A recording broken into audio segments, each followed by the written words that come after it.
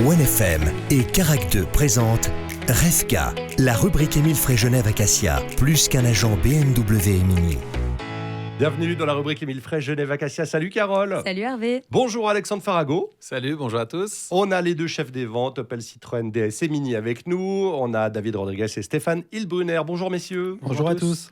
Je pense qu'il est important de donner quelques petits conseils en cette période hivernale, Carole, à tous nos auditeurs, qui vont peut-être prendre la route pour les vacances d'hiver. On a envie là, on est vraiment dans la saison hivernale et du coup on a envie de retourner au ski, mais justement quelles précautions à prendre avec notre véhicule, Alexandre? Alors, il est clair, la neige est là. Aujourd'hui, si vous voulez aller dans une station de ski, eh bien, forcément, on peut que recommander de mettre des pneus hiver et pas forcément ce qu'on appelait les pneus neige. On rappelle aussi que le pneu hiver en dessous de 7 degrés garde une certaine souplesse, contrairement au pneu été qui va se durcir et prolonger la distance de freinage. On parle du pneu été qui prolonge la distance de freinage et le pneu hiver a une caractéristique qui va assurer une distance de freinage des plus courtes et puis également une adhérence sur neige et glace. Ça, il faut absolument pas l'oublier et ça, c'est hyper important. Et puis, une autre chose qui me tient toujours à cœur, c'est les fameuses chaînes à neige. Alors, vous allez me dire quand c'est qu'on va poser des chaînes, etc. Mais il peut y arriver dans certaines conditions de devoir utiliser des chaînes à neige. Et puis, alors, le conseil que je donne, essayez de vous procurer des chaînes à neige facile, parce qu'il y en a des plus ou moins faciles, et faites une fois le test à blanc, évidemment sans neige, pour voir comment est-ce qu'elle se monte. Moi, j'ai un souvenir impérissable d'un collègue qui s'appelle Hervé, qui a dû du coup tester ses chaînes à neige, mais le jour même avec la neige.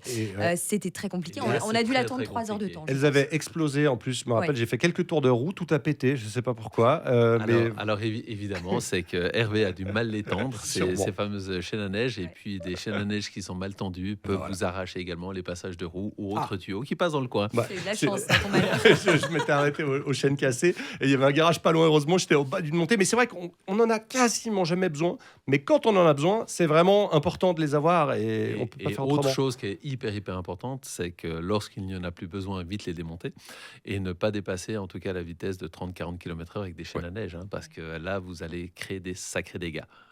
C'est ça. Dernier petit conseil pour l'hiver, c'est ces essuie-glaces, il faut les changer. Alors c'est conseillé de les changer, alors évidemment, et puis ne pas les faire fonctionner quand votre pare-brise est gelé, parce que finalement on voit qu'il y a beaucoup de gens qui ils font fonctionner sur le pare-brise qui est bien gelé, ça abîme vos balais d'essuie-glace et puis en fait ça sert à rien parce que si on savait qu'un petit bout de caoutchouc peut ôter 1 millimètre de glace, ça se saurait, mais en fait ça ne marche pas. Mais on essaye quand même, au cas où. C'est vrai. Tous les hivers on essaie, au cas où. On ne sait jamais si la neige a changé. Avec le réchauffement climatique. En tous les cas, c'est vrai, ne le faites pas. C'est un bon conseil. Voilà, on aime aussi vous donner des bons conseils. Ça concerne tous les automobilistes qui nous écoutent dans cette rubrique. Et on se retrouve dans un instant pour parler Citroën. À tout de suite.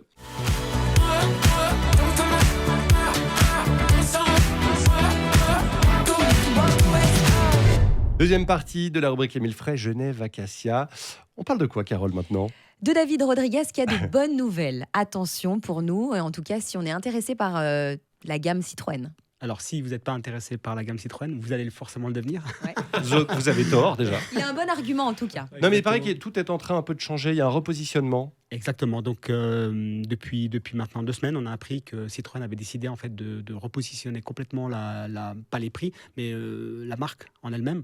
C'est-à-dire que Citroën, historiquement, on sait que c'est des voitures qui sont des voitures populaires, qui sont réservés un peu à tout le monde et l'ADN de la marque en fait c'était quand même le confort, c'était d'avoir des voitures attractives avec du confort et d'avoir des voitures qui répondent aux besoins de tout le monde.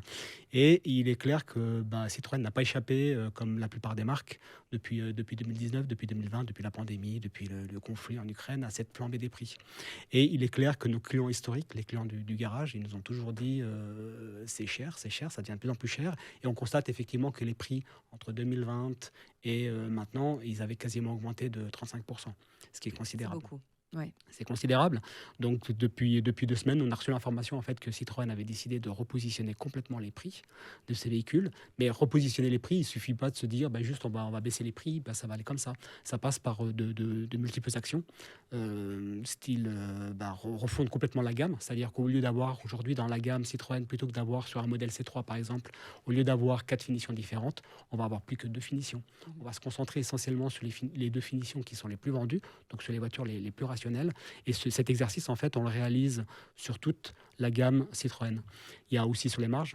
Le chef, il est au courant. Hein. On a des marges aujourd'hui qui Parle du prix de la voiture, c'est beaucoup plus on a des intéressant. marges aujourd'hui qui sont en train de fondre. Donc, comment on obtient en fait la fonte des prix, c'est tout simplement en retravaillant la gamme des véhicules, en rationalisant et en travaillant sur les marges. Et aujourd'hui, la bonne nouvelle, c'est qu'on revient à des tarifs qu'on avait connus en 2020. Par exemple, sur la C3, on a une C3U qui démarre à partir de 13 990. Donc, c'est exactement le prix catalogue qu'on avait à l'époque en 2020. Et toute la gamme est passée. Alors, je vais prendre une petite note pour ne pas dire de bêtises. La C3 Aircross aussi, qui est la voiture au-dessus de la C3, qui est la version un petit peu minivan de la C3. Là, on est à 17 900 francs. On a la C4 aussi, qui est la voiture compacte chez nous, qui est juste en dessous de 20 000 francs, ce qui est extrêmement compétitif. Et la C5 Aircross, qui est le SUV de chez nous, on est à 26 990. Tout ça avec 5 ans de garantie, sans avoir réduit les équipements des véhicules, parce qu'il y a des gens qui pensent qu'on réduit les prix, donc forcément on va réduire les équipements. On conserve les mêmes équipements, on conserve les 5 ans de garantie, et on a des prix qui sont extrêmement attractifs. Bon, avec toujours le même confort. Toujours avec le même confort.